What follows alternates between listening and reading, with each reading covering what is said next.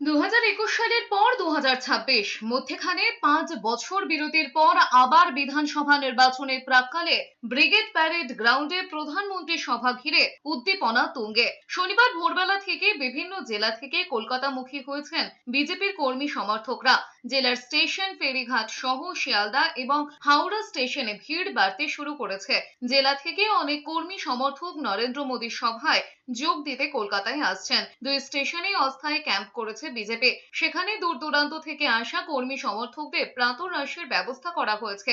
শিয়ালদা স্টেশনে তদারকির দায়িত্বে রয়েছেন সজল ঘোষ, শঙ্কর ঘোষ রয়েছেন হাওড়ায়। নরেন্দ্র মোদীর সভা উপলক্ষে ব্রিগেড প্যারেড গ্রাউন্ডে 40,000-এর বেশি চেয়ার পেতেছে বিজেপি। তাছাড়াও প্রায় 2 লক্ষ লোকের বসার ব্যবস্থা রয়েছে।